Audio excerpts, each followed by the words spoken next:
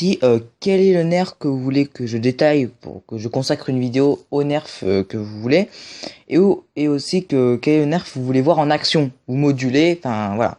Je demande ça à Gaming, j'espère que vous allez bien. Aujourd'hui on se retrouve pour une nouvelle vidéo.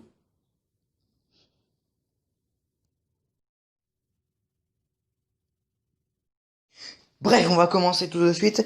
Donc là nous avons les fusils à pompe. Alors voici tous les fusils à pompe, hein, voilà, tout simplement des fusils à pompe qui ont tout ce qui est fusil à pompe, fusil de chasse, etc. Donc voici tous les fusils à pompe, donc je vais expliquer détail par détail, bien entendu. Donc c'est la branche la plus épaisse, on va dire la plus garnie. Donc on va commencer tout de suite. Alors je ne sais pas du tout trier par les plus meilleurs, enfin les plus meilleurs, les meilleurs tout simplement, et ou mes préférés, etc. Juste tout simplement je les ai étalés comme ça et puis c'est tout. Pas du tout, voilà. Alors on va commencer tout de suite par le vagabond, hein, tout de suite, hein, voilà le vagabond qui est là. Et puis surtout le vagabond est quand même un fusil à pompe qui est, on va pas se mentir, un peu, on va dire pratique. Pourquoi pratique? Parce que déjà il a pas de crosse, hein, vous pouvez voir, hein, dénoncé. Il a un barillet de 6 fléchettes. Il a, ah oui, un petit détail, mais que je trouve indispensable. C'est en fait le fait que ce soit transparent. C'est un petit détail, mais qui peut être bien pour les gens qui aiment démonter les trucs, etc. Donc c'est plutôt pas mal. Qu'est-ce qu'il y a des autres plus? Ah oui, il y a un rail tactique ici. Ici, bien entendu, un petit rail tactique, donc on peut glisser des accessoires, etc.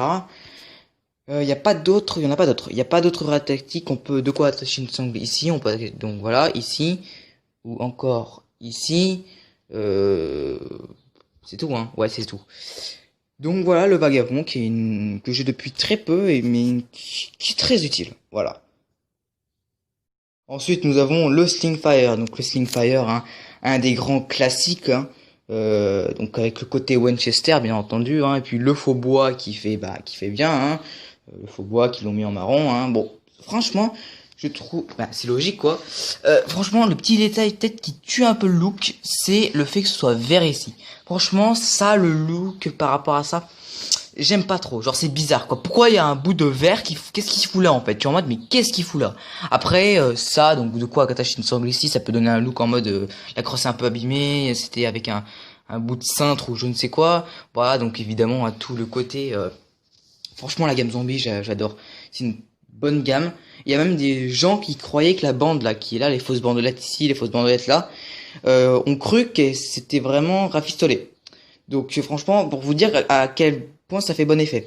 Donc on met un chargeur de... Donc là, par contre, ça, ce sont un blaster à chargeur. Ce qui fait que là, c'est des chargeurs. Et on peut glisser un chargeur, donc tout simplement le puits de chargement est ici. Pour enlever ces gauchers et droitiers, bien entendu, comme tous les blasters.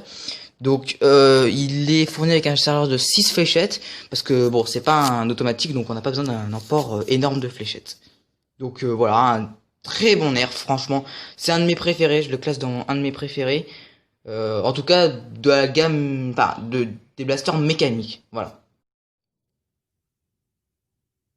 Là, nous avons le barrel break, donc un fusil de chasse, enfin, ça fait effet fusil de chasse.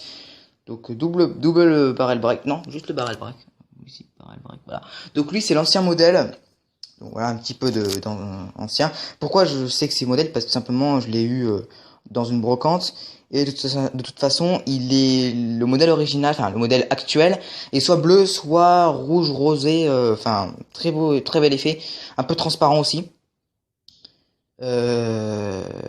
Donc, faisons le tour de l'appareil. Il était livré avec un espèce de truc pour emporter les fléchettes ici, mais dans la brocante c'était pas. Mais normalement, il est livré avec ça, donc c'est plutôt pratique, hein, surtout qu'on a besoin de beaucoup de fléchettes avec nous.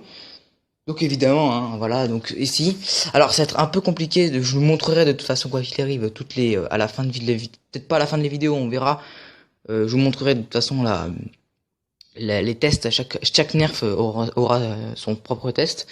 Donc voilà, hein, on active les tiges ici, ça libère les pistons ici, donc ça, tout simplement, ça active le canon ici, on casse le canon 2, enfin voilà, c'est vraiment effet fusil de chasse en fait simplement. C'est pas vraiment un fusil à pompe, hein. C'est même pas du tout un fusil à pompe, c'est un fusil de chasse. Donc voilà, on peut acheter une sangle ici et puis c'est tout quoi. Voilà, c'est tout. Donc voilà, petit blaster, je dirais secondaire. Dans une air foire, j'ai envie de dire pourquoi pas. Mais sinon, voilà, ça s'arrête là.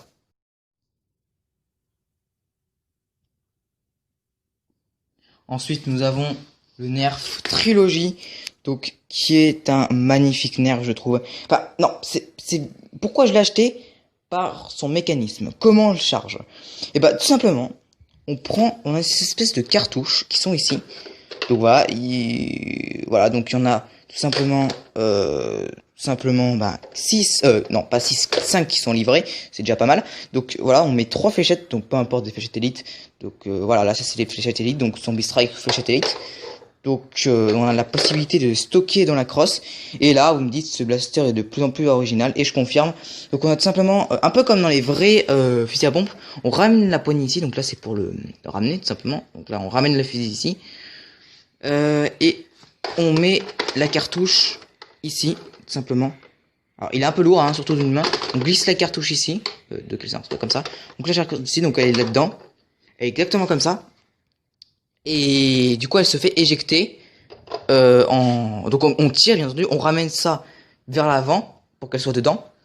Et quand on tire, donc les 3 fléchettes vont tirer, vont partir en même temps.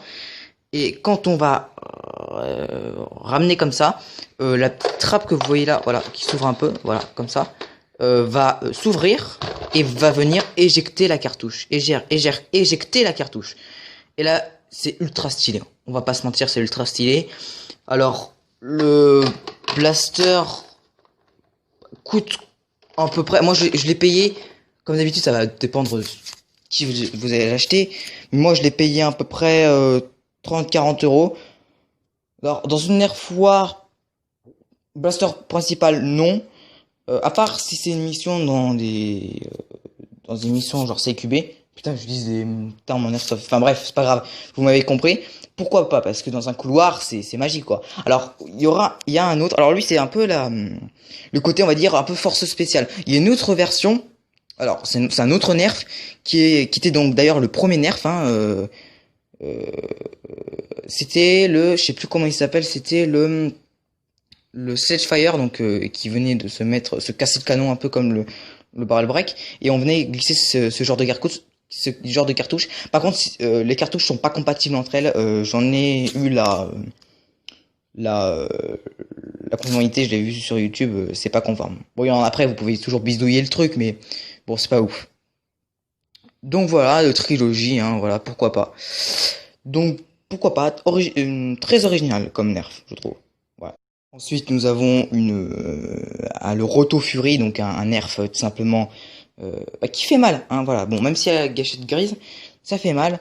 Donc un barillet de 6 fléchettes, non, qu'est-ce que je dis, 10 fléchettes, c'est quand même beaucoup mieux.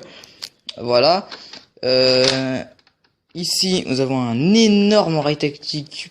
Pourquoi, j'en ai aucune idée, mais pourquoi pas. De quoi attacher une sangle ici, ici, et c'est tout.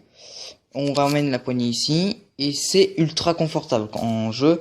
Quand on tire, ça va plutôt loin, même si c'est une gâchette grise. Je vous rappelle, la gâchette, enfin, en fait, la gâchette grise, ça veut dire que la portée est moins importante comparé à une gâchette orange, tout simplement. Donc franchement, plutôt cool, ce nerf, plutôt cool. Bon, après, voilà, là on y vient. Donc là c'est le nerf Artemis, il me semble que c'est le nerf Artemis, hein, donc franchement, qui se rapproche. Donc là c'est même plus des fléchettes en mousse, hein, qui tient même des grosses fléchettes en mousse, hein. Là c'est vraiment de la boule en mousse, hein. Donc c'est vraiment 30 fléchettes en emport. Un rail tactique, alors je sais pas s'il est compatible avec les autres nerfs, mais si, je pense que oui. Et bah voilà, donc poignée crac ici, donc franchement il est démentiel. C'est en fait, je crois, le nerf le plus puissant que j'ai en fait, que j'ai en possession. Les nerfs, enfin de toute façon les nerfs tribal, hein, c'est forcément les plus puissants, hein, vous-même vous savez, les plus précis même. Euh, mais voilà quoi. Après, son prix, il fait un peu mal au cul, hein, 70 euros, ouais, ça fait un peu mal au cul. Mais croyez-moi, ça vaut le coup.